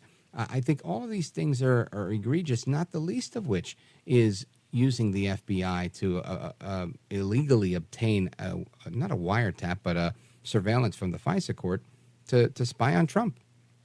And, people may not like the word spy, to surveil, to listen in, to whatever it is, that's what they did, right? And that's been proven, both in through Mueller and through, what is that man that everybody was, I'm forgetting his name. Anyway, as I draw a blank on the name of the last report, John Durham, thank you. John Durham's report, very clear, right? You had these FBI attorneys that were forging documents in order to get the result they wanted with Trump. This is just out of control. That is a real criminal enterprise. That's a real conspiracy to not only just undermine the authority of the sitting president, but in my opinion, they do this all the time, and they're doing it now. They're doing it to slow down this election, to try to destroy Donald Trump because they don't like him. But ultimately, I think what you're doing is destroying a system and creating precedent for when you don't like somebody or you have a political opponent, then this is exactly what you can do to stop them. And I think that's 100% wrong, Michael. Yes, I agree. You've seen this in foreign countries. Third world countries, like you mentioned, Rich, quite often. I mean, we're America. It's not supposed to happen in this country. It's like Ronald Reagan used to say, call us the city, the shining city on a hill. To the rest of the world. I used to like that. Reagan had so many good sayings. And it's like, how do we look to the rest of the world, Oh, absolutely. And I think you're right. And Reagan had the best sayings out there. I mean, he's just, he's a classic. But for Reagan, I wouldn't even be here today, honestly. It was him, his sayings, his humor, his quotes, my mother's affinity for Reagan, and so much of seeing Reagan as a kid that I said, I got to learn more about this guy, and always had an interest in President Reagan. So thank you, Michael. I appreciate it. Let me see. Where do we go here? We go to Eastern North Carolina, WTKF. Matt, go right ahead. Hello, Rich. About this plane crash. How you doing? Hello? I'm doing great, man. I'm having a great day. How about you? Oh, I'm sorry. I forgot to ask you that. Yeah, it's been really hot down here, except for yesterday, or today and yesterday. But anyway, that plane crash in Russia, which I'll try to say his name, Yevgeny Prigozhin or something? Prigozhin, right. I was on my phone for Newsmax, but I'm on the phone now with you. But anyway, every crash in the United States, there are FAA investigators, right? Don't they go look for DNA to identify the victim? Because I've heard conflicting reports that he was on the plane, he was not on the plane. And what's your opinion? Listen, I don't have any reason to believe he wasn't on the plane thus far. To me, it seems like I was wrong and that Putin wasn't going to go and get him, and they got him. I can't see why they would fake a death. And we talked about it earlier with General Holt, and he his opinion was that it would be very difficult for Prigozhin to do anything unless he had a fake identity and a fake name, and for what? To try to avoid being killed. He said if Putin believed that he was faking his death or hiding somewhere, he would go and kill every member of his family. And they know that that's how Putin rolls. So I think his opinion was that it's probably safe to presume that that's happened, although he said it's a possibility and that, it's not a foregone conclusion. As far as the DNA stuff, I mean, a missile to a plane, I don't know what's left at the end of it. I don't know how far that goes. So my suspicion is good luck finding any evidence, at a crash site, because it's not really a crash. It blew up in the air, and then pieces flew in different places and landed in different places. So that's the understanding that I have. And again, I got to say, Putin's more ruthless than I gave him credit for. And I was already considering him to be a tyrant to begin with. But in this situation, it seems like he went a little overboard. Now, some are saying this isn't Putin's style, that he's not doing his typical poisonings and what he would typically do. But I can tell you, we played the audio of Putin earlier, kind of eulogizing Prigozhin, and he sounded incredibly contrite. So to me, it seemed like it was a Putin I hadn't seen before. He looked overly apologetic. And that, for me, was like, he probably did it. Anyway, thank you, Matt. I appreciate it. Folks, we're going to continue with your calls straight ahead. I see we got calls from Georgia and from all over the country coming in. 833-482-5337. 833-4-VALDEZ is the number if you want to chime in on social media. Feel free to do it there, at Rich Valdez with an S, at Rich Valdez with an S on all the social media. And, of course, the music means we're coming right back. There is more to come straight ahead. We're going to continue our discussion on Trump and the crazy Prigozhin story, as well as everything else we talked about tonight. And remember, if you missed anything, check it out at richvaldezamericaatnight.com. All right, don't go anywhere. We're coming right back.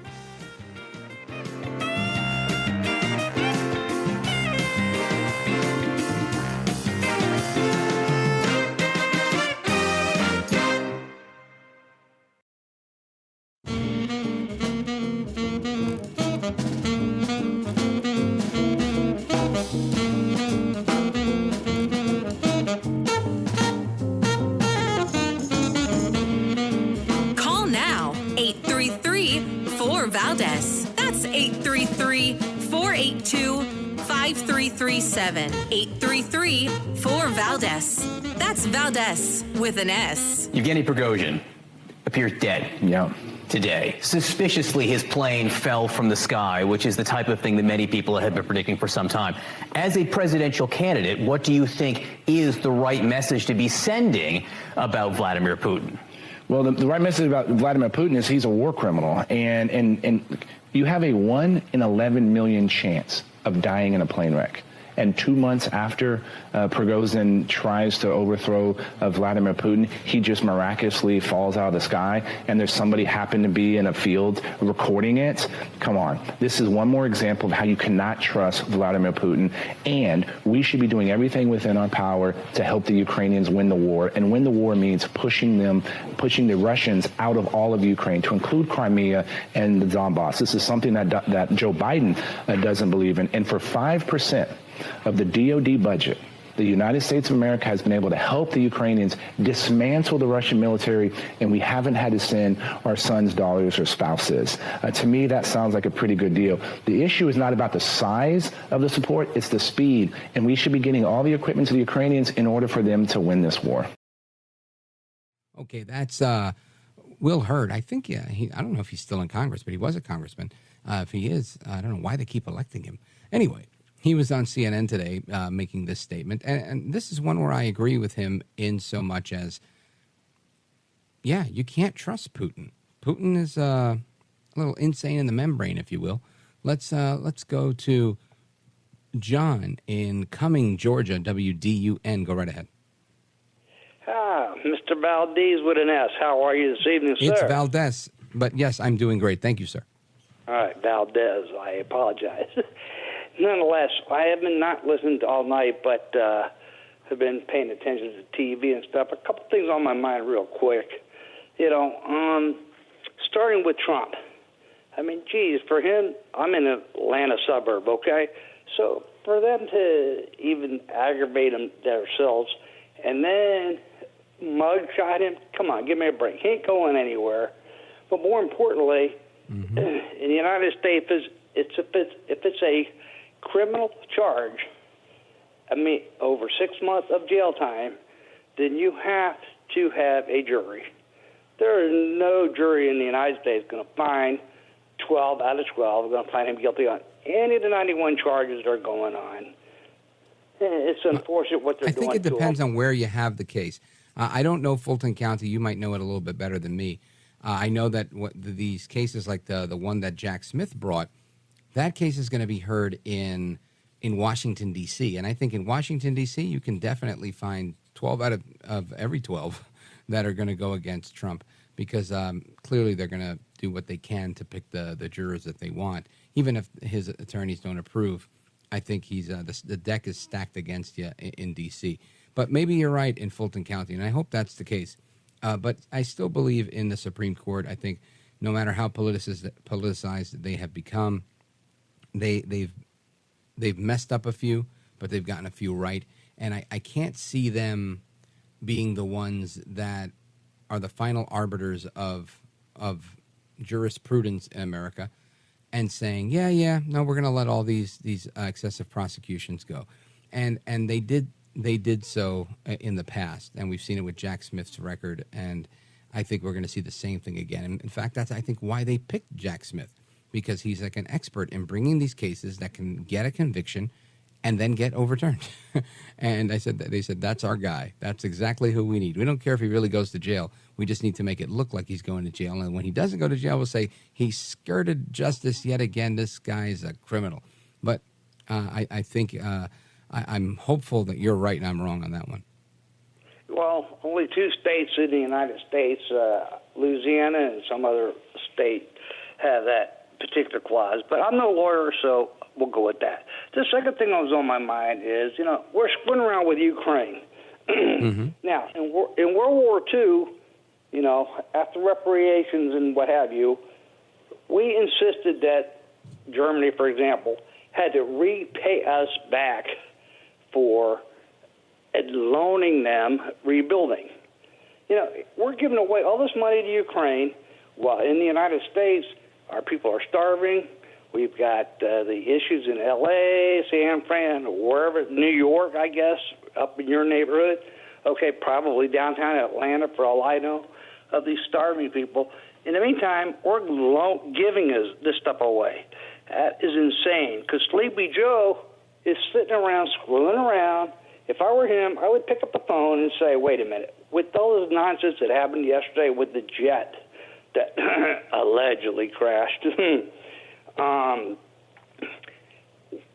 I I'd pick up the phone and say, hey, Chief, where do you stand on this matter? Sleepy Joe is a dove. He ain't going to do squat, you know? And by that being the case, that just shows our weakness again. And we've had that weakness for so long, for at least 3 years. Okay, God, I hope it doesn't happen for 7 more, or 4 more, whatever the hell it may be. And that we can get, first of all, we don't give away. Let's loan these people money. We may never collect it back. If you look again, going back to Germany, they paid us, I think, 1/3 back of what we, quote, loaned them, okay, since World War II, all right? And I'm a Vietnam vet, not a Korean. Thank you for your service, Robert. John, excuse me. That's okay, and thank you. But Sleepy Joe's sitting around doing jack. If he picked up the phone, in my opinion, say, hey, Chief, what do you want to do with this nonsense? I think Chi would probably, in the ultimate end, agree with us that this is no way to operate. Letting Putin pull that nonsense last night, regardless if it's true or not, it's what it appears. Mm-hmm. And, excuse me, and say, all right, hey, U.S., we agree with you. We're tired of his nonsense. Hey, do what you want to do. Obviously, I'm not talking nuke here, but right. Let's go in there. Ukraine is not a NATO country, unfortunately. Okay. All right, and you know, John, one of the things that you said, and I think it's important, is I do think that China is kind of backing Russia only because I feel like China is at the top of the proxy war, just like the United States is at the top of the proxy war. And I think, in effect, we're fighting against the power interest of China, who has claimed to be buddy-buddy with Russia and Putin in the past. And occasionally they'll back up to try and, save some face here and there in the international community. But they've early on, they said, look, we're going to continue to lend Russia money, or we'll allow that to continue. We're not cutting them off financially when the United States and allies were putting sanctions and freezing accounts and whatnot. So I wouldn't be so quick to say that President Xi would call an end to this. I think he's out there saying that so that he can look like a hero. And ultimately, of course, he can put an end to it if he's in fact, providing material support to Putin and to the Russians. So I do agree with you 100% that Joe Biden has been an absolute failure when it comes to leading the country domestically and in particular on foreign policy. I'm no foreign policy expert. I have an interest in it, but I can tell you that this doesn't look good for America. We've got a black eye right now when it comes to leadership. Joe Biden's dropped the ball. He's allowing this potential World War III scenario to continue to play out. He's very slow to the game, very, very almost calculated in allowing the Russians to continue to have an advantage. And it's lamentable, honestly. And I would say, we don't call him Beijing Biden for nothing. So to me, it seems to all fit full circle. John in Cumming, Georgia, WDUN, thanks for the call. Folks, more from you guys straight ahead, 833-482-5337. This is America at Night with Rich Valdez. Call now, 833-4-VALDEZ. That's 833-482-5337. 833-4-VALDEZ. That's Valdez with an S.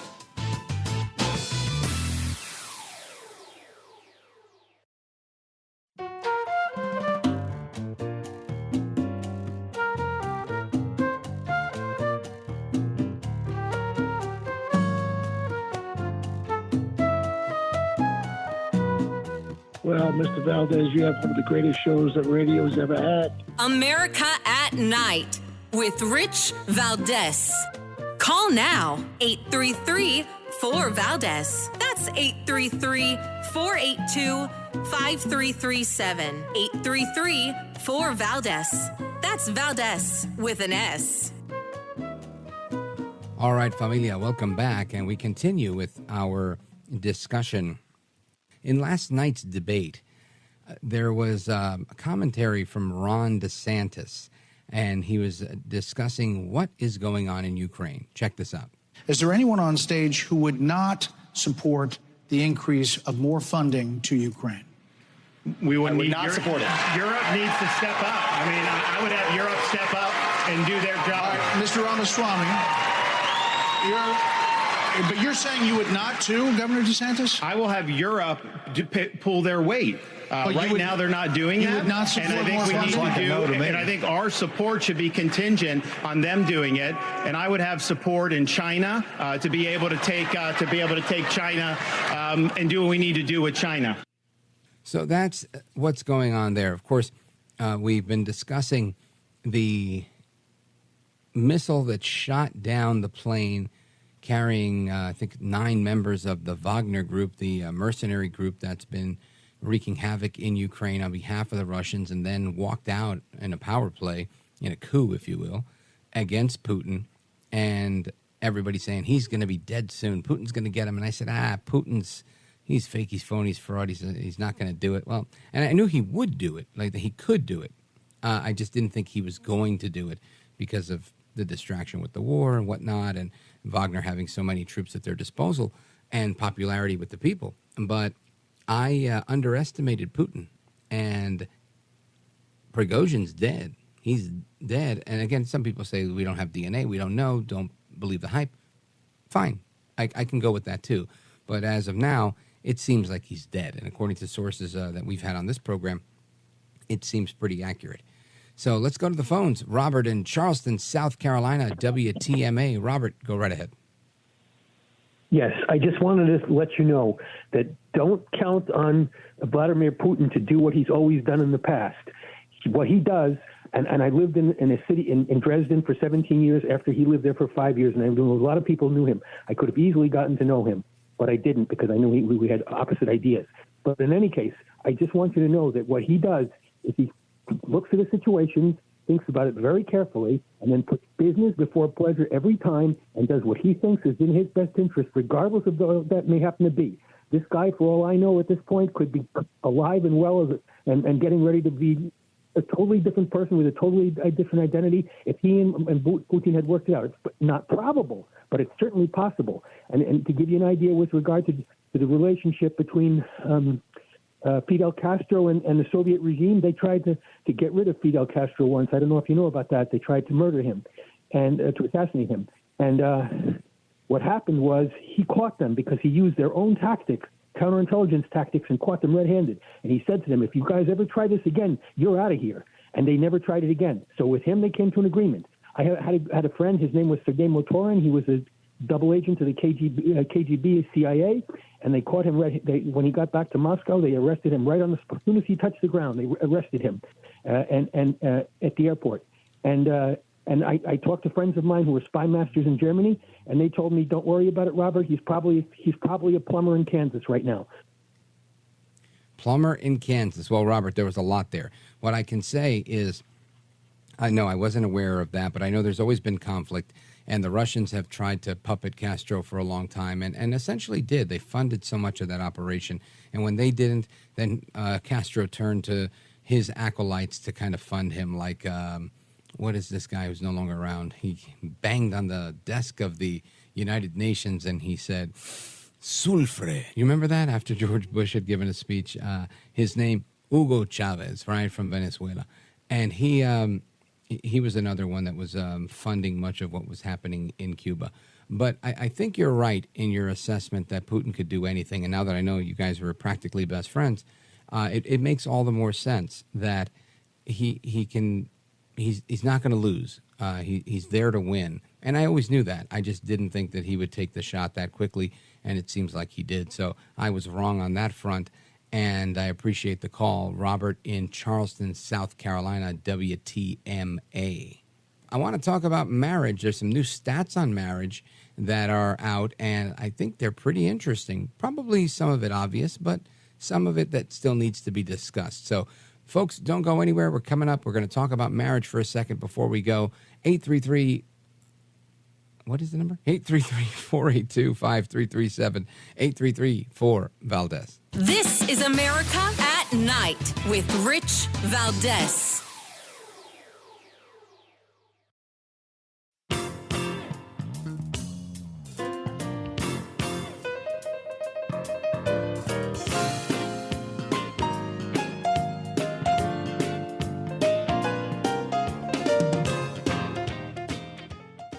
All right, we're talking about marriage.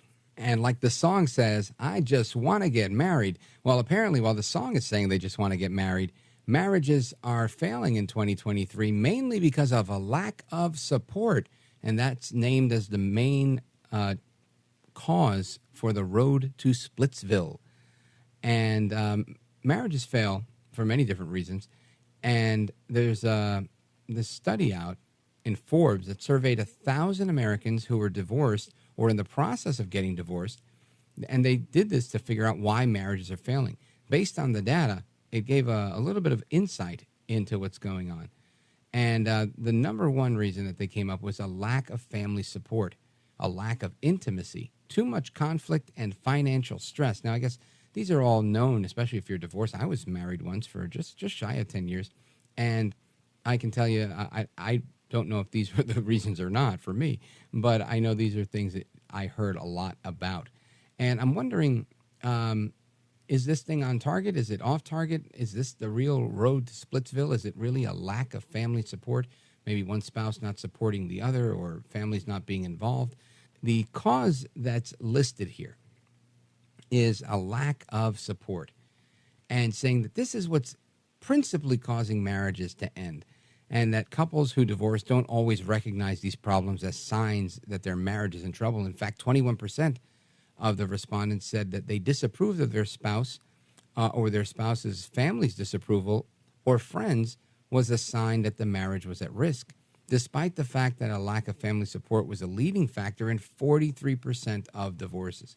And that's one I hadn't heard of, because I usually hear about infidelity and financial trouble.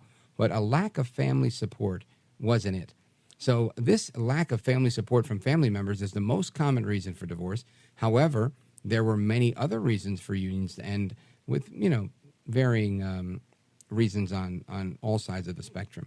And those who divorced very quickly were more likely to end their marriages because they discovered they couldn't get along, which I think is the general easiest way to get a divorce, right? Irreconcilable differences. 59% of people who dissolved their union said they did that within the first year of marriage, and they cited a lack of compatibility, and they got annulments. So anyway, that was that, and I thought that was pretty interesting, because lack of support wasn't what I initially thought it would have been the main reason. Anyway, the music means they're kicking me out for tonight. I appreciate all of you for joining the program tonight, and all of our wonderful guests.